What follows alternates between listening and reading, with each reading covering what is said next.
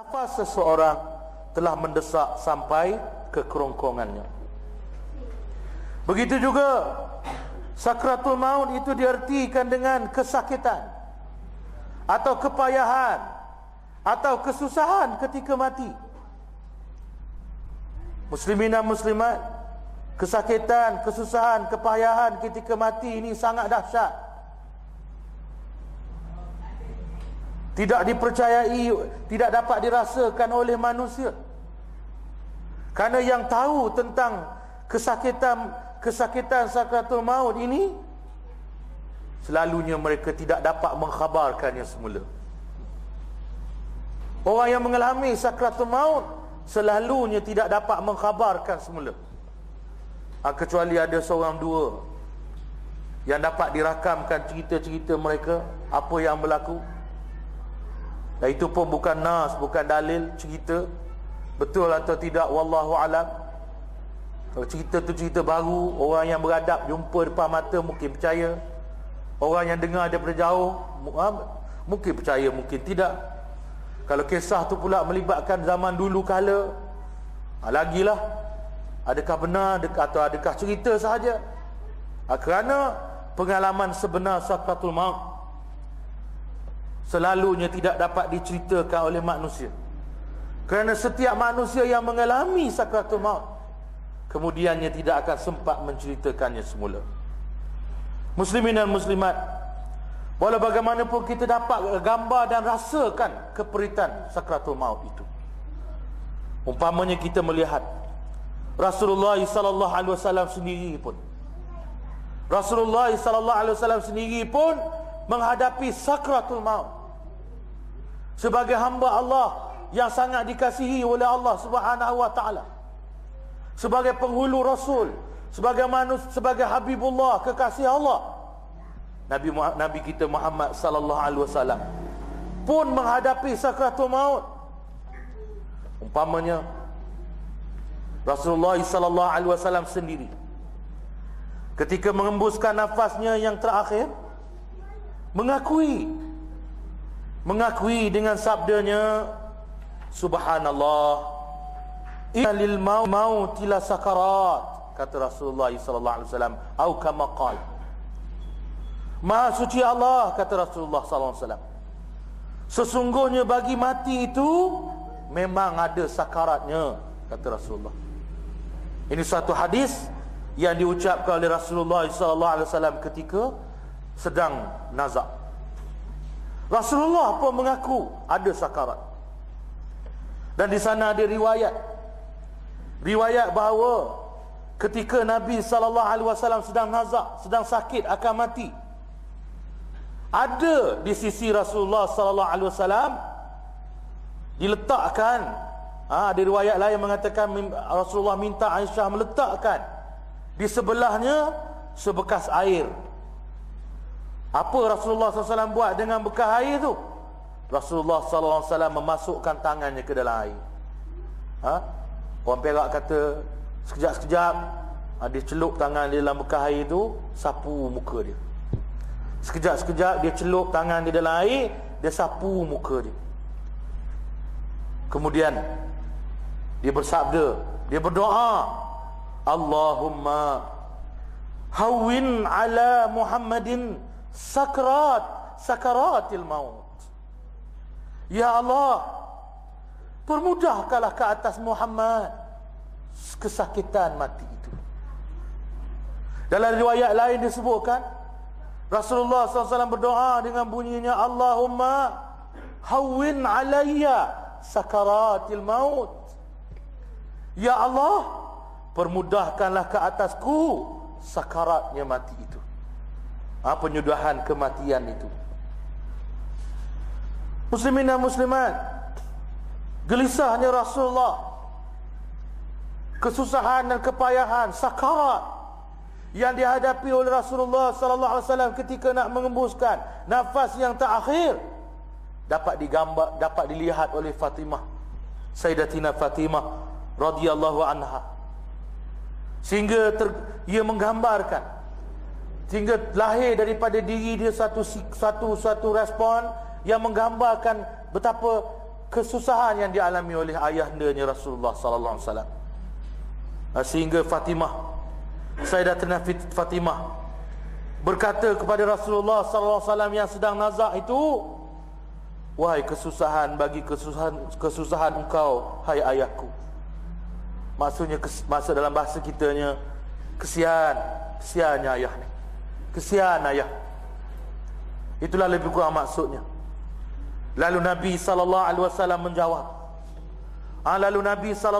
menjawab. La karba ala abika ba'dal yaum. Tak apa wahai Fatimah.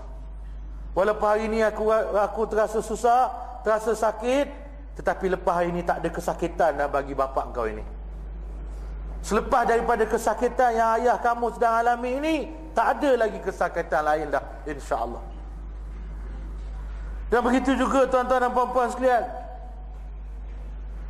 Rasulullah sallallahu alaihi wasallam pernah menyifatkan bahawa mati secara mendadak itu adalah suatu kerehatan bagi orang-orang yang beriman. Mati mendadak, sebagaimana sabda Rasulullah sallallahu alaihi wasallam, mautul faja'ati rahatul lil mu'min wa asafun 'alal fajir. Maksudnya, mati secara mendadak itu adalah kerehatan bagi orang yang beriman dan kesedihan bagi orang yang berdosa.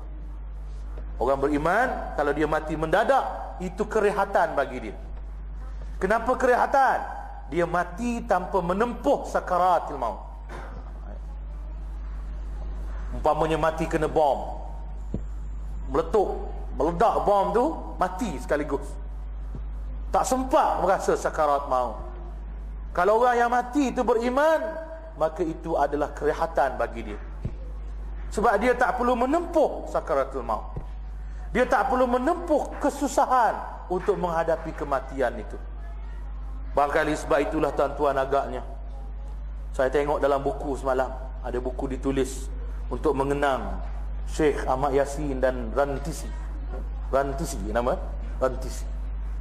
Dalam buku itu diletakkan gambar Syekh Ahmad Yasin, almarhum Syekh Ahmad Yasin dan Syekh Rantisi. Gambar di bom. Tubuh Syekh Ahmad Yasin itu habis hancur, tetapi Tuhan tinggalkan kepalanya. Kepala pun hancur, tapi mukanya ditinggalkan oleh Tuhan, untuk gambarkan bagaimana dia tersenyum. Nampak dalam gambar tu tersenyum dia, walaupun muka dia nampak lepeh dah, sebab kepala bahagian atas ni dah pecah, tapi wajahnya mengukirkan senyuman, mulutnya mengukirkan senyuman. Dia mati dalam keadaan faj'ah. Dia tak perasan, tengah berjalan, tengah bergerak, tak sangka langsung pun tiba-tiba berlaku letupan yang menyebabkan terus mati tanpa menempuh sakarat. Inilah yang disebut oleh Rasulullah, mautul faja'ati rahatul lil mu'min. Mati mendadak itu adalah kerehatan bagi orang-orang yang beriman. Syekh Rantisi, almarhum Syekh Rantisi pun macam itulah. Dilihat wajahnya, mukanya tersenyum. Ada gambar dia dalam buku yang berkenaan. Sebab itu dikatakan oleh Rasulullah sallallahu alaihi wasallam, orang-orang yang beriman kalau mati mendadak itu adalah kerehatan, kesenangan, hadiah. Sebab dia tak perlu melalui sakaratul maut, tak perlu menempuh, tak perlu menanggung kesakitan menghadapi kematian. Tapi kalau yang mati mendadak ni orang zalim, orang buat dosa, itu suatu kedukecitaan.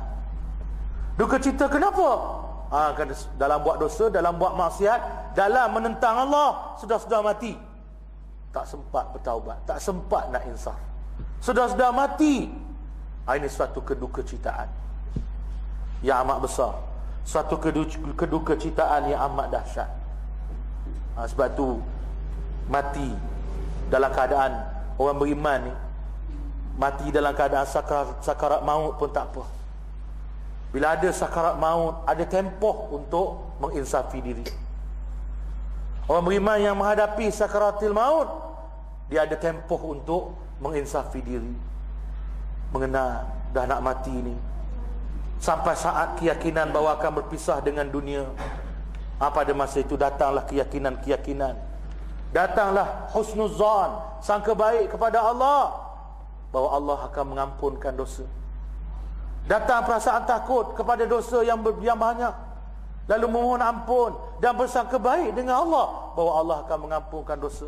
Ini kesempatan yang boleh diperolehi oleh orang yang menghadapi sakaratul maut. Tapi kalau dia beriman, dia tak ada masalah, dia mati mendadak, itu kerehatan. Dia tak perlu menempuh kesakitan mati. Muslimin dan muslimat yang dihormati dan dikasihi sekalian, begitu juga Abu Bakar As-Siddiq radhiyallahu an mengalami suasana yang sama juga.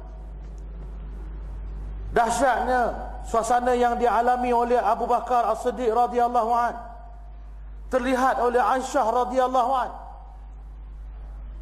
Kegelisahan dan kedahsyatan suasana yang dialami oleh Abu Bakar As-Siddiq radhiyallahu an digambarkan oleh Aisyah dalam sebuah syair.